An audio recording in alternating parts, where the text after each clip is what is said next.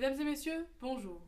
Nous allons vous présenter un projet scientifique hors du commun, réalisé dans un petit collège de campagne.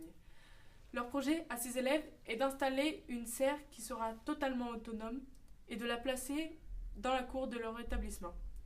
Nous avons envoyé une équipe sur place pour avoir plus de renseignements. Tout de suite, un reportage d'Eva et Priscilla.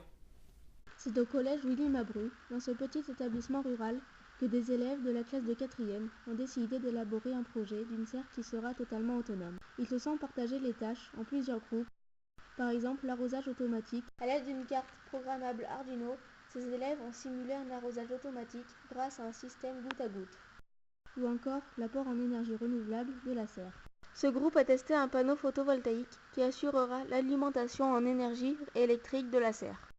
Nous avons voulu filmer un autre groupe, le groupe d'ouverture des fenêtres automatiques. Ces élèves-là sont chargés de réguler la température de la serre au moyen d'ouverture automatique des fenêtres avec une carte Arduino ainsi qu'un système de ventilation.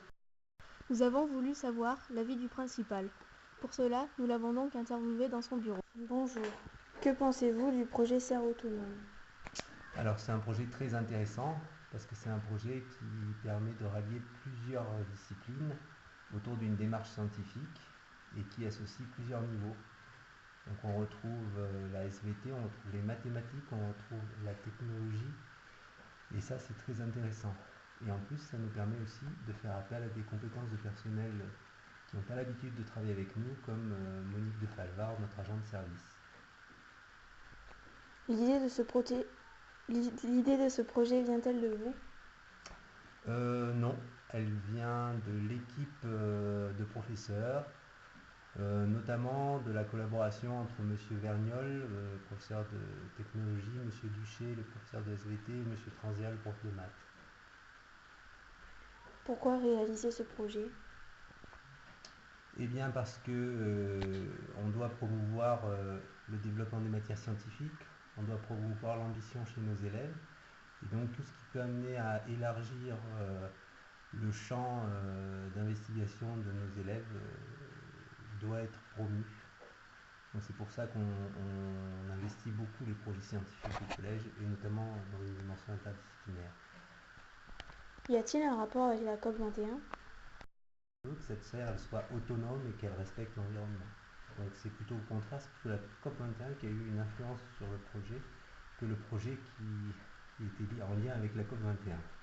Quel est l'intérêt pour les élèves de réaliser ce projet ?